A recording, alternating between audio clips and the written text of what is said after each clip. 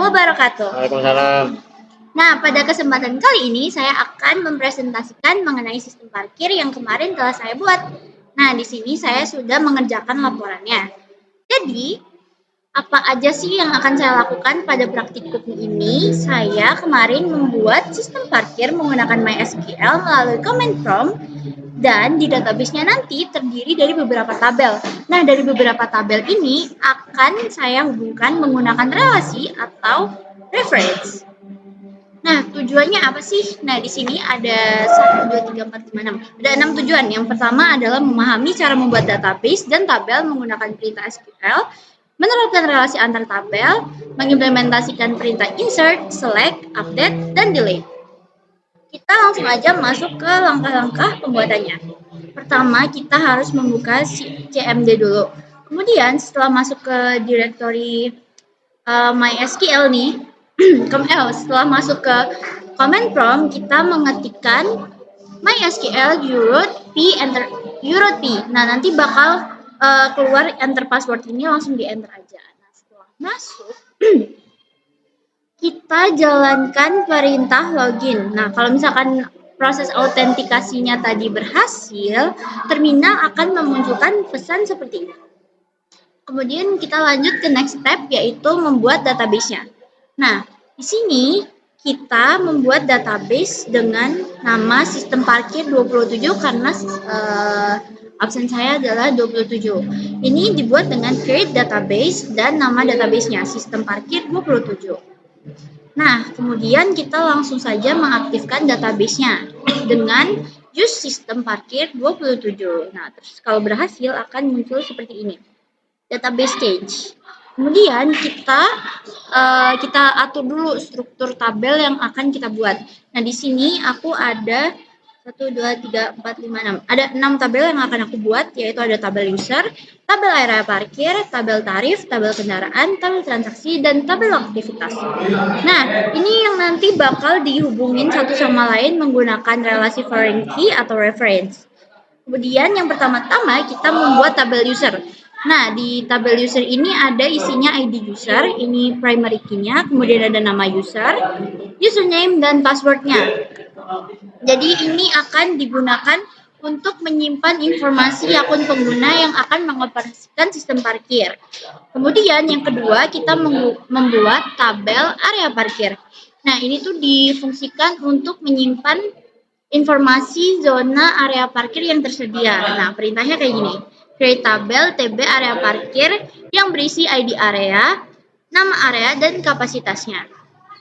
Kemudian di sini membuat tabel tarif. Ini untuk menyimpan data tarif parkir berdasarkan jenis kendaraannya. Nah, ini isinya ada ID tarif, jenis kendaraan, dan tarif per jamnya. Kemudian membuat tabel kendaraan. Nah, tabel kendaraan ini akan menyimpan data kendaraan yang memasuki area parkir atau yang lagi parkir nih. Nah, dia ini akan berelasi ke tabel user melalui foreign key. Nih, kalau kalian bisa bacanya ada foreign key, ID user, reference, tabel user.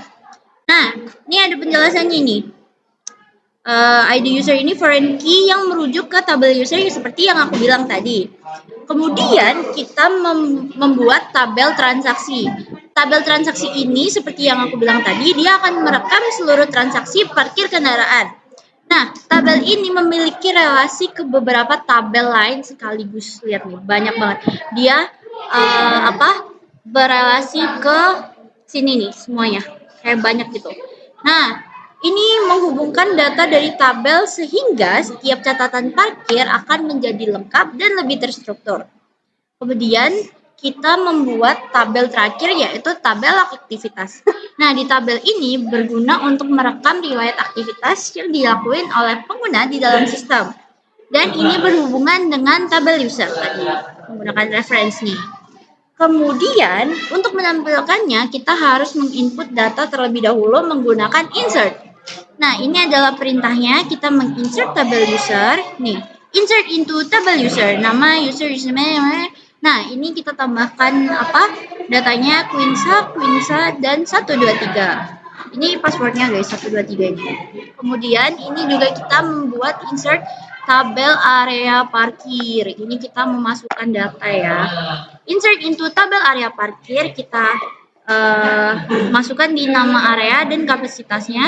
Nama areanya adalah area A dan kapasitasnya 20. Kemudian kita banyak banget ya.